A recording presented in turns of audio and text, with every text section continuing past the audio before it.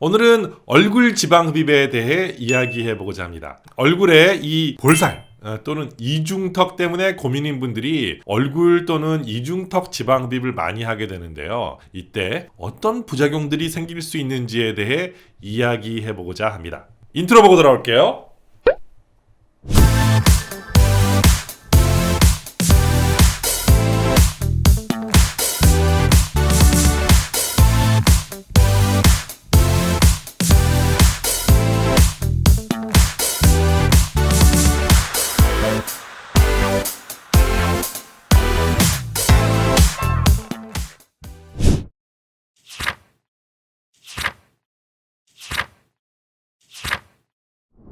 얼굴 지방 흡입을 할 때 흔하게 보는 일시적인 부작용과 재수술을 해야만 하는 상황으로 나눠서 이야기를 한번 해보도록 하겠습니다. 얼굴 지방 흡입이던 이중턱 지방 흡입이던 먼저 멍과 부종과 같은 현상이 있죠. 항상 멍이 많이 드는 경우에는 색소 침착이 생길 수 있습니다. 특히 이렇게 기미가 많이 있는 분들, 이런 분들은 수술 후에 드레싱이 매우 중요해요. 압박을 아주 잘하는 게 중요합니다. 그래야 멍이 많이 들지 않거든요. 부종은 보통 수술 후 한 5일 정도 되었을 때까지 좀 심하고요. 그 다음엔 점점 감소를 합니다.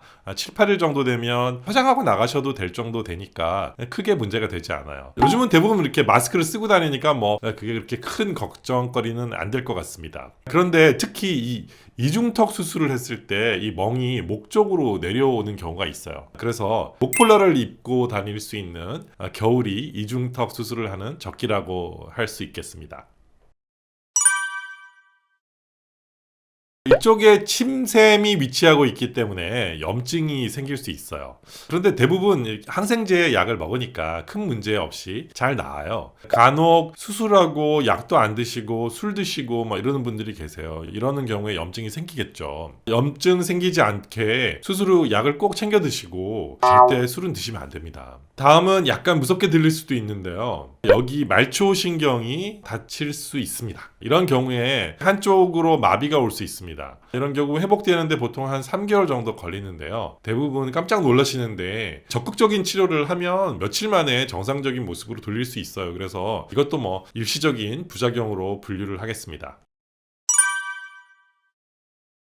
다음은 재수술을 하게 되는 부작용에 대한 이야기입니다. 모든 지방 흡입이 마찬가지겠지만 울퉁불퉁해지는 부작용을 이야기하지 않을 수가 없습니다. 얼굴은 가리고 다닐 수도 없고 항상 거울을 보게 되고 또 누군가는 내 얼굴을 보고 있기 때문에 울퉁불퉁해지는 것은 아주 슬픈 부작용이 되겠습니다. 지방 이식을 잘못해도 마찬가지겠지만요. 울퉁불퉁해지는 이런 현상 때문에 재수술을 위해 오시는 분이 심심치 않게 제가 보게 됩니다. 여기 이 영상 보시면 얼굴이 울퉁불퉁한 부분이 많이 있고요. 가만히 있을 때는 잘 보이지 않는다고 하지만 움직이면 심하게 보이는 경우가 또 있어요. 얼굴 지방 흡입은 보통 짧은 캐뉼라로 주사기를 이용해서 매뉴얼로 흡입을 하는 경우가 많습니다. 이런 경우에 수술하는 원장님의 기술이 좀 부족하면 이런 결과를 만들 수 있어요. 이런 결과를 보면 정말 마음이 많이 아프죠. 재수술을 한 다음에 자연스러워진 모습입니다.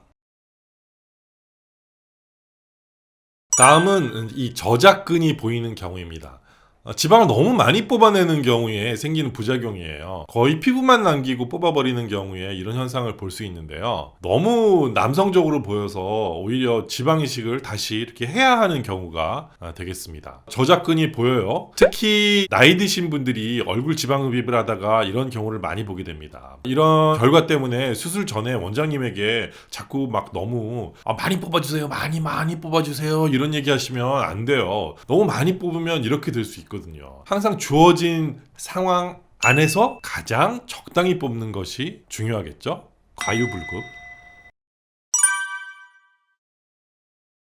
이렇게 있던 지방을 뽑으면 이 피부가 어떻게 될까요? 내려가겠죠. 젊은 분이라면 피부에 탄력이 있기 때문에 잘 끌려 올라가요. 그렇지만 피부 탄력이 좀 없어지는 한 30대 중반부터는 걱정을 하셔야 됩니다. 그래서 피부를 위로 잡아당기는 시술을 반드시 같이 하는 것이 좋습니다. 가시실 또는 이렇게 코그실이라고 하죠. 이런 시술을 같이 하는 것이 제일 효과가 좋은 것 같아요. 지방 흡입을 하면서 강력한 실로 잡아당겨 주게 되면 좋은 결과를 가져다 줄 수 있지만 그냥 지방 흡입만 하는 경우에는 이렇게 피부가 약간 처지는 그런 현상이 일어날 수 있습니다. 얼굴 지방 흡입은 그렇게 간단한 수술이 아니에요. 아주 정교하게 해야 하는 수술이죠.